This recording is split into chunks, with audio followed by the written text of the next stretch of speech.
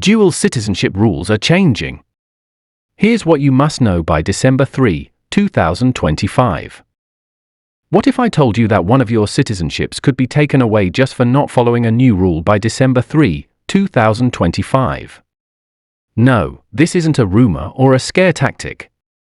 The rules for dual citizenship are changing, and if you don't act now, it could affect your travel, your money, and even your family's future.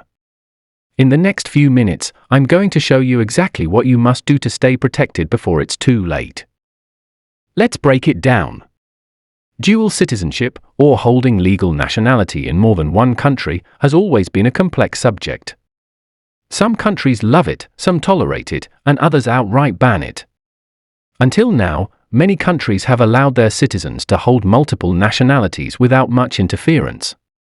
But the landscape is shifting, and governments are tightening rules to ensure compliance with taxes, military obligations, or even national security requirements. So understanding these new rules is not just a bureaucratic chore, it could literally impact your life and freedom. First, the timeline. December 3, 2025, isn't arbitrary. That's the deadline by which citizens and residents must comply with these new regulations. After that date, failing to adhere could result in fines, loss of citizenship in one or both countries, or restrictions on property and inheritance rights. That's right, your dual citizenship could be at risk simply by not updating paperwork or understanding the new obligations. One of the biggest changes involves mandatory reporting. Governments are moving toward a model where citizens must declare all citizenships they hold to tax authorities and sometimes even to local civil registries. In practice, this means that if you're a citizen of country A and also hold a passport from country B, authorities in both countries may require detailed information about your finances, residency, and travel history. Failing to report these details could be treated as a criminal offense in some jurisdictions. Another key aspect is military service. Countries that enforce compulsory service are starting to link it to dual citizenship status. So if you're a young adult or have children approaching enlistment age, the stakes are even higher. Some countries are creating systems where opting for dual citizenship could delay, modify, or even negate military obligations, but only if you actively register under the new rules. This is not just theoretical, governments have already begun sending notifications to citizens who might be affected. Ignoring these notices could lead to hefty penalties. Taxes are another huge concern. Historically, some countries have only taxed citizens who physically live within their borders. But with dual citizenship, the rules are changing. Many countries are now instituting worldwide taxation policies, meaning you could be liable for taxes on income earned anywhere in the world. If you fail to report or pay correctly, you could face fines, interest, and even criminal charges. For anyone with investments, bank accounts, or property abroad, this could be a financial earthquake if ignored. Now, you might be wondering, do these changes apply to everyone?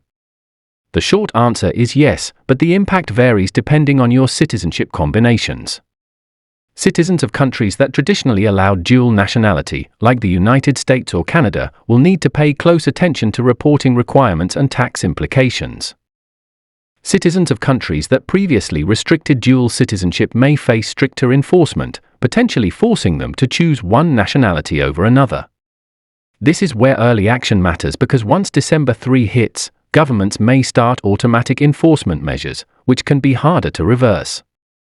So what should you do right now? First, make a list of all your current citizenships and check each country's specific rules regarding dual nationality. Second, review your financial status and ensure all reporting obligations are up to date. This might involve filing tax forms, updating residency records, or even disclosing foreign accounts and assets. Third, pay attention to any official correspondence from your countries of citizenship. Some notices might seem like routine paperwork, but in reality, they could be the first step in a compliance audit or enforcement action. It's also worth understanding that not all countries treat dual citizenship the same way. For example, some countries allow you to hold 2 or more passports but restrict your voting rights or eligibility for government jobs if you possess multiple nationalities. Others might revoke your citizenship automatically if you take up certain roles in another country. The key here is nuance. Being a dual citizen is not just about having two passports. It's a legal status that carries responsibilities, obligations, and, now more than ever, deadlines. Another element to consider is travel. Dual citizenship has always offered flexibility for crossing borders, but changing rules may introduce new requirements for visa applications or entry permits. Some countries are planning to require dual citizens to enter using the passport of the country they are visiting, even if they hold another nationality. This could complicate travel plans if you're not aware of the updated rules. Imagine showing up at an airport, thinking your second passport is enough, only to be turned away because your records weren't updated before December 3. That scenario is more common than you might think. For those with family abroad, these changes could also affect inheritance and property rights. Dual citizenship rules often intersect with civil law, and countries may now require all beneficiaries and heirs to prove compliance with dual nationality regulations before transferring property or money. If your family is not fully compliant, it could delay inheritances or trigger legal disputes. You might also be thinking, this sounds complicated, can I just ignore it? That's where the risk comes in. Ignoring these changes could have serious consequences, including losing one or both citizenships, hefty fines, restricted access to social services, or even legal charges. Governments are no longer turning a blind eye, especially as international databases and information sharing agreements make it easier to track dual citizens. The phrase "out of sight, out of mind" no longer applies. So, what's the best strategy moving forward? Knowledge and documentation. Start by consulting official government websites for your countries of citizenship, or speak to an immigration lawyer who specializes in dual nationality issues. Document every passport, residency permit, tax filing, and communication with authorities. Keep these records safe and easily accessible, because after December 3, proving compliance could be critical. And here's an extra tip: don't wait until the last minute. The deadline may feel far away, but given the complexity of paperwork and the potential backlog with government offices, starting early is the smartest move. Many people underestimate how long it takes to update records, submit forms, or get professional guidance.